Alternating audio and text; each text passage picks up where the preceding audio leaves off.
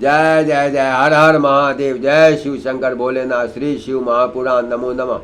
ब्रह्मा जी कहते हैं अब ये सब गण शिव जी की आज्ञा से वहाँ जाकर उस द्वारपाल से पर्चे पूछने तथा कुछ कहने को, यदि ना तू जीना चाहता तो यहाँ से दूर हट हो जा।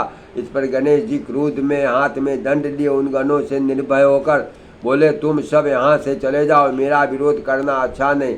गणेश जी के यह वचन सुनकर शिव जी के गण हंसने लगे तथा पुनः क्रुद्ध होकर बोले, हम सब श्रेष्ठ गण है, तुमको यहाँ से हटाने के लिए आए। अब तक तुमको एक भी गण मानकर छोड़ दिया है, नहीं तो मार दिए होते। अब क्यों मरना चाहते हो, भाग जाओ। यह सुनकर निर्भीक पार्वती पुत्र ने उन्हें धुड़क दिया एवं द्वार से न हटे। इस पर शिव जी के गण लौट गए तथा जाकर सब बातें कर सुनाई। इसे सुनकर शिव जी भी अपने गणों को नपुंसक कहकर डांटने लगे एवं कहा कि मैं कुछ नहीं जानता, जय शिव जाकर उस गण को हटाओ।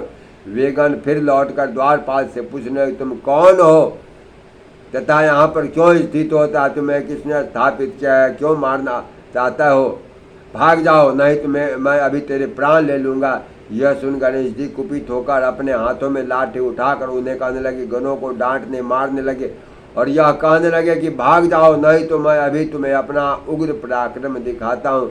यह जानकर शिवगणों को बड़ी चिंता हो गई कि अब क्या करें, कहाँ जाए, मर्यादा का अतिक्रमण हो रहा है। ऐसा विचार कर वे गण शिव जी के पास गए, फिर एक कोस की दूरी से चिल्लाकर उक्त बातें करने लगे। इस पर हाथ में त्रिशूल लिए हुए उग्र बुद्धि वाले शिव जी ने अपने गणों से कहा, हे गणों, तुम सब नपुंसक हो, जाओ और मारो, कोई भी हो, अधिक कहने से क्या, उसको वहाँ से हटाओ।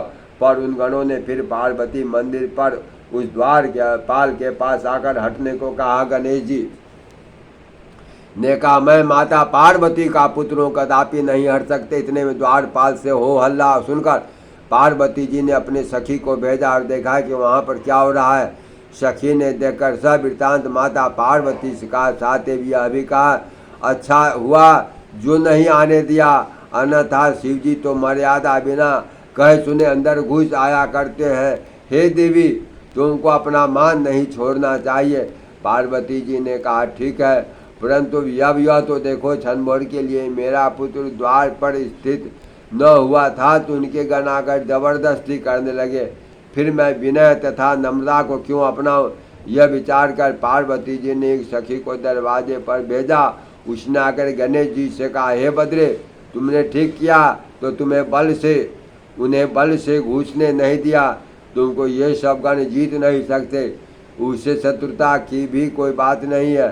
तब सखी द्वारा माता का संदेश पाकर गणेश जी को बड़े खुश हुई तथा वह अपने कच्छ पगड़ और जंघिया को कसकर बांध निर्भय उन गणों से बोले, मैं पार्वती पुत्र हूँ एवं तुम सब पर विजय के गण हूँ। क्षमता प्राप्त कर दोनों अपना कर्तव्य पालन करें। क्या एक तुम ही द्वारपाल हो, मैं नहीं? यदि तुम सब यहाँ उपस्थित हो तो मैं भी यहाँ स्थित रहूँगा। इस समय पार्वती जी की आज्ञा से स्थित हूँ, उनकी आज्ञा का पालन करूँगा, तुम भी शिव जी की आज्ञा का पालन करो। यह सुन शिव जी के गण हठात पूर्वक फिर मंदिर में नहीं गए, शिव जी के पास लौटकर सब वृत्तांत सुना दिया।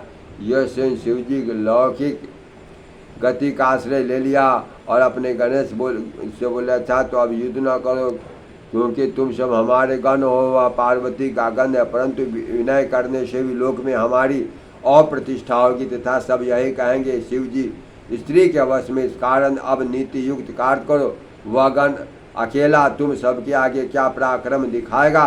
पति के आगे स्त्री क्या हट करती है?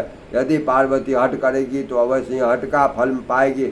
न्यायदान मेरी आज्ञा से तुम लोग युद्ध ही करो। ऐसा कहकर लौकिक लीला करने वाले शिव जी चुप हो गए। जय श्री सीताराम। हर हर महादेव, हर हर महा